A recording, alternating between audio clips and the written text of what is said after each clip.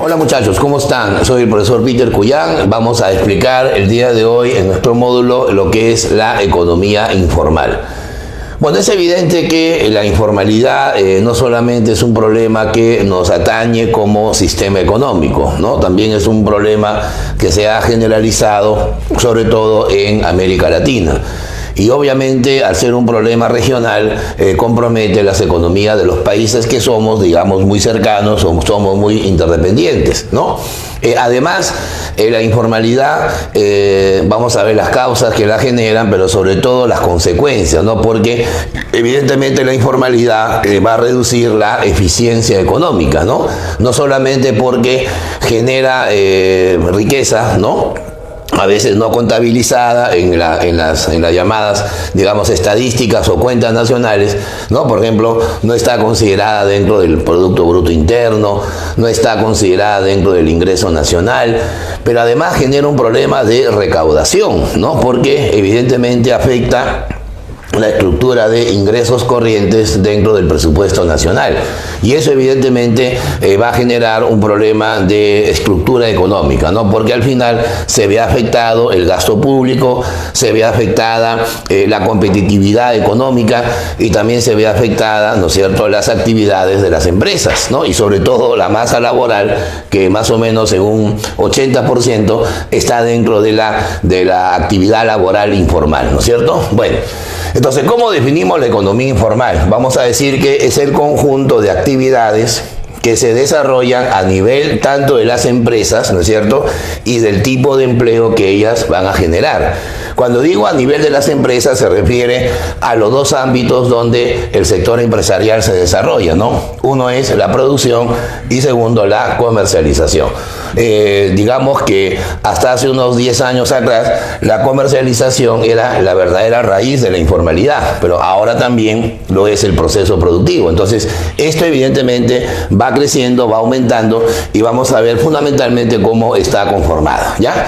A ver, veamos. La economía informal, ¿no?, como un todo, como un conjunto, va a estar conformado por el sector informal acompañado del empleo informal, ¿ya?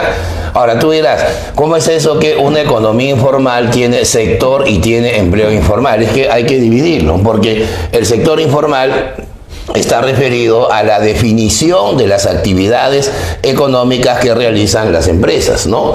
En qué sector productivo se encuentran, en qué tamaño económico se van a desenvolver, porque, por ejemplo, a nivel de las microempresas, la informalidad es mucho mayor que a nivel de las medianas empresas, ¿no?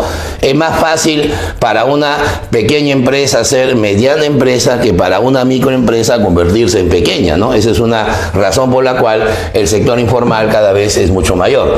Y luego viene el denominado empleo informal, que se refiere pues al ámbito del trabajo, al ámbito laboral que se desarrolla en las empresas. ¿Cuáles son las secuelas que deja, por ejemplo, la ausencia de estabilidad laboral, lo que deja la falta, por ejemplo, de seguridad social, ¿no? Digamos, no completar la previsión social, que es el fondo de jubilación? Al final todo eso va a tener una consecuencia derivada en problemas de esperanza de vida, ¿no?, en problemas de salud laboral, en problemas de la salud propia del hombre, y todo eso evidentemente también considera el llamado empleo informal. Y como lo vamos a decir el día de hoy también, vamos a entender que hay muchas empresas que estando en el sector formal han pasado a generar empleo informal, debido pues a las recesiones, ¿no?, a las contracciones económicas que hoy vive la economía regional. Ahora, ¿cómo está conformado el sector informal? El sector informal va a estar determinado por el ámbito, o sea, cuál es el medio ambiente, ¿no?, cuál es la aplicación que tienen las empresas o las unidades de producción. En su mayoría, evidentemente, el sector informal va a estar enclavado, va a estar determinado tanto por las MIPES como por las pymes, ¿no? En este caso, las MIPES, bueno, es una forma de denominar a las micro y pequeñas empresas, ¿ya?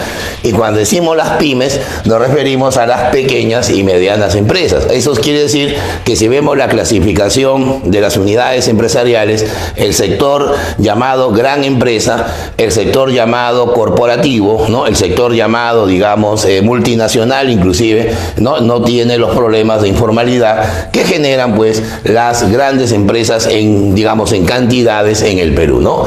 No olvidemos que entre las micro y pequeñas empresas está el 99% de las empresas que hay en el Perú y la mayoría de ellas pues están dedicadas al sector informal. Bueno, ¿cuáles son las características que va a determinar el sector informal? Bueno, vamos a entenderlo de una manera muy general, ¿ya? Primero, no están en el registro de fábrica, o sea, lo que se llama comúnmente la inscripción, la partida de nacimiento, ¿no? Entre comillas, que se tiene que inscribir en la SUNAR. Bueno, ¿qué viene a ser la SUNAR? Es la Superintendencia Nacional de los Registros Públicos. Comúnmente se le llama los registros públicos, ¿no? Y lógicamente, dentro de los registros públicos hay varias categorías, ¿no? Está la categoría de muebles, la categoría inmobiliaria, el registro personal, que es para actividades familiares, ¿no? Y también está el registro de fábrica. Entonces, generalmente estas empresas que están dentro del sector informal no tienen una partida de nacimiento, o sea, no hay un registro de los socios, no hay un registro de los aportantes, no hay un registro de los accionistas. Hay muchas empresas que tienen una fachada, ¿no? O sea, se hacen llamar sociedad anónima y no son ningún tipo de sociedad mercantil.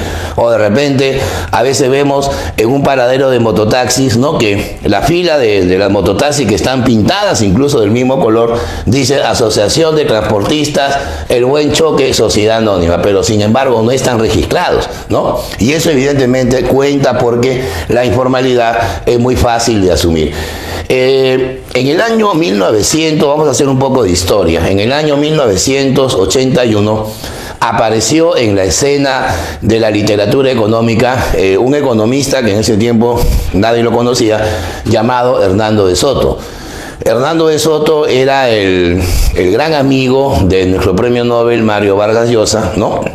Y Mario Vargas Llosa lo apadrinó, digamos, en esta obra que él escribió llamada El Ocro Sendero. ¿Por qué le puso El Ocro Sendero? Porque justo en esa época en nuestro país iniciaba pues la evolución terrorista, ¿no? La lucha subversiva y también antisubversiva. Entonces él hizo un paralelo entre el sendero luminoso de la lucha armada y el sendero burocrático que hace que la informalidad aumente en el Perú. Inclusive llegó a hacer un cálculo que si por ejemplo yo quería poner un restaurante, ¿no? Los trámites que debería hacer ante los registros públicos, si sumaba todos los papeles que había que presentar, llenaban por lo menos 2 cuadras de papel, ¿no? O sea, es una forma pues de entender cómo la burocratización, ¿no?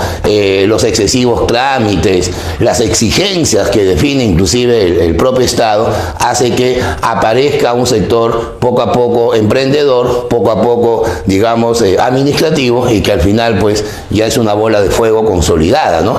En 1981, a pesar que estábamos en una época recesiva, la informalidad en el Perú a nivel de empresas no llegaba ni al 20%. Hoy estamos en alrededor del 80%, entonces eso define de que el Ocro Sendero sí está presente en el Perú, ¿no? Es más, este economista, Hernando de Soto, en el año 2005, ya hace 15 años, él vive en Estados Unidos, asesora a muchos gobiernos, ¿no? En el año 2005 publicó una obra parecida para complementar el Ocro Sendero, que se llama El Misterio del Capital. Así como el señor Carlos Marx escribió El Capital, Hernando de Soto también quiso hacer una especie de paralelo escribiendo El Misterio del Capital.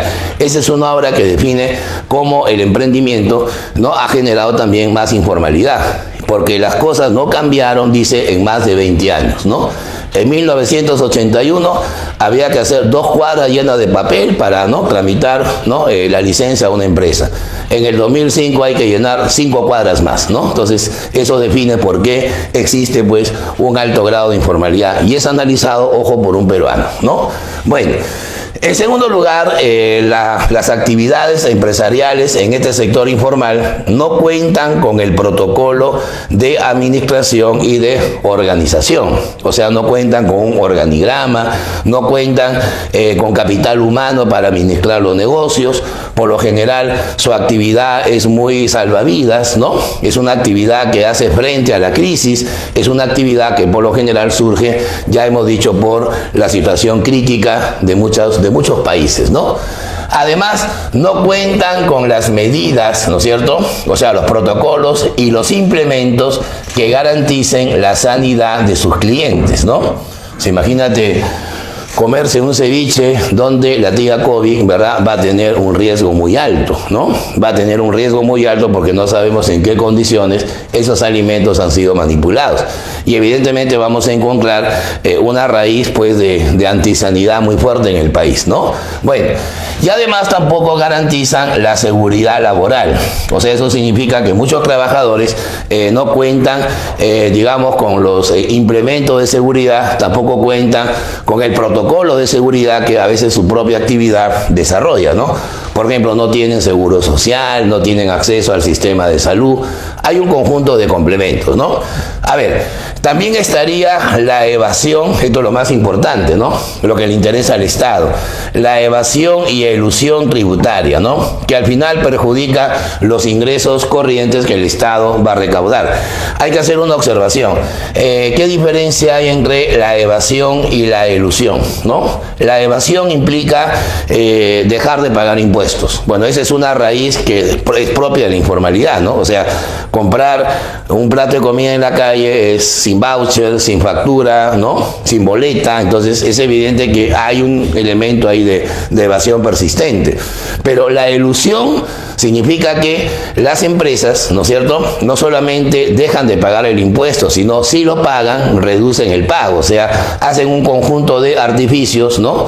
Lo que se llaman las leguleyadas tributarias para declarar menos. Declaran que venden menos, declaran que tienen menos patrimonio, declaran que tienen menos ingresos, y eso evidentemente genera que eludan el pago de impuestos, ¿no? Inclusive lo hacen también ya las empresas que son formales. O sea, hay empresas formales que ingresan a la informalidad tributaria, ¿no? Esas serían entonces las características de este sector. A ver, vamos a la información, ¿no? La data del sector informal. Obviamente hay que plantear cuáles son nuestras fuentes, ¿no? O sea, cuáles son nuestras bases de información. Tenemos dos instituciones, ¿no? La primera es la Cámara de Comercio de Lima, que es la organización más importante a nivel de las empresas en el Perú, obviamente en el campo del comercio. Y en segundo lugar, tenemos la información que da la Confederación Nacional de Comerciantes, ¿no? Y también otras entidades, por ejemplo, la CONFIEC, ¿no? La CONFIEC termina en P, es la Confederación de Instituciones Empresariales Privadas.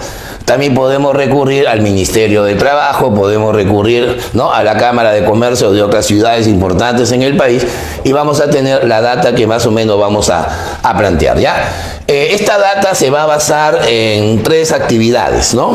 Primero, las actividades del sector primario, ¿no? Las actividades transformativas, o sea, el sector secundario, y luego las actividades que desarrolla el sector de servicios, ¿no? Las llamadas actividades terciarias.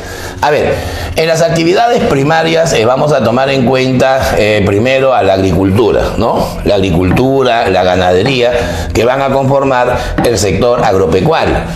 Va a estar también el sector pesca, tanto industrial como artesanal, pesca doméstica, y la actividad minera. Si nosotros englobamos a las tres actividades del sector primario, vamos a tener un 76%. Imagínate, de cada 100 mineras, 24 solo son formales, 76 ingresan a la informalidad. Y lo más grave es que a veces la informalidad se vuelve ilegalidad, porque no hay que confundir informal con ilegal. Ilegal significa actividades que están proscritas por la ley, actividades que se vuelven punibles, ¿no? Entonces, pero acá no es ilegal lo que hacen, pero el Estado se perjudica la previsión, se perjudica la seguridad social, todos los parámetros que ya hemos enunciado, ¿no? En las actividades secundarias vamos a encontrar la manufactura, o sea, la industrialización, ¿no es cierto? La energía en los diversos campos o áreas que tiene, la construcción civil, que es un sector que es muy multiplicador de mano de obra. Entre las tres actividades se llega a un poco menos de la mitad, 45%. O sea, eso significa que hay más informalidad en la chacra, hay más informalidad en el mar y hay más informalidad en la montaña que con respecto a las grandes ciudades, que son las que generan pues las actividades secundarias, ¿no? Donde sí tenemos que traumarnos es acá, en las actividades terciarias, ¿no? Acuérdate que las actividades terciarias están relacionadas principalmente con la prestación de servicios, ¿no? Son actividades básicamente de colocación. Ahí vas a encontrar, por ejemplo, el comercio, ¿no? O sea, eso es evidente. Uno anda a la calle y hay más ambulantes que peatones, ¿no? Las finanzas, ¿no? Las actividades que realizan los bancos. Es más, ir a un banco a recibir un préstamo exige mucho trámite, exige una burocracia financiera que a veces es traumática para muchos posibles deudores. Por eso que la gente recurre a los préstamos informales, ¿no? Y es más, préstamos informales que llegan incluso al hecho punible, ¿no? O sea, eso de que a veces uno está en el paradero y ve un aviso que dice te presto solo con tu DNI, ya es una forma de finanzas informales, ¿no? Y eso al final pues trae consecuencias que ya a veces conocemos, ¿no? Ajuste de cuentas, delictivos, ¿no? Una serie de situaciones que ya se entran al campo del derecho, ¿no? El turismo también, ¿no? Ahora con la crisis sanitaria pues el turismo ha sido el sector más golpeado. Es un sector que da empleo a casi 1,5 millones de personas. ¿Qué va a pasar con ese 1,5 millones? Van a entrar a la informalidad, ¿no? Se van a volver mochileros turísticos, pero evidentemente entran a la informalidad, ¿no? Hospedajes que se van a volver informales, ¿no? Agencias de viajes que se volverán informales, porque es evidente que este sector engloba demasiada mano de obra. El sector transportes, creo que es evidente, ¿no? Por cada ómnibus de empresa formal que hay 80 combis, 80 piratas que hacen la misma ruta, ¿no? Bueno, en conjunto, ¿cuánto va a representar? Mira, es preocupante, ¿no? 85%. No se olviden, por favor, la data que estamos dando está actualizada, lo dijimos, al mes de mayo de este año. Ahora, entre mayo y lo que está pasando del año, evidentemente hay una situación que debe haber, yo supongo que debe haber aumentado, ¿no? Por la misma situación recesiva. Bueno, vamos ahora a lo que es la segunda parte de la economía informal, el lado laboral, el lado de los trabajadores, ¿no? En el empleo informal vamos a decir que va a estar conformado por todo el marco o entorno de condiciones y operatividad laboral. O sea, en qué situación, en qué coyuntura yo realizo mi trabajo, ¿no? Entonces, evidentemente eso en nuestro país debe estar también regulado. Para eso tenemos un Ministerio de Trabajo y que irónicamente se llama y promoción del empleo. Debería decir ahí y promoción del empleo informal. Hay una institución llamada SUNAFIL, ¿no? Que fue creada justamente para ser una especie de cancerbero de las empresas que cumplen o no cumplen con los requisitos de la formalidad laboral. Pero evidentemente todo eso es parte de un entorno legal, ¿no? Acá solamente estamos presentando la estructura o el aspecto económico, ¿no? Decimos que ese está conformado por todo el marco o entorno de condiciones y operatividad laboral que realizan las empresas tanto, ojo a esto, del sector formal como informal.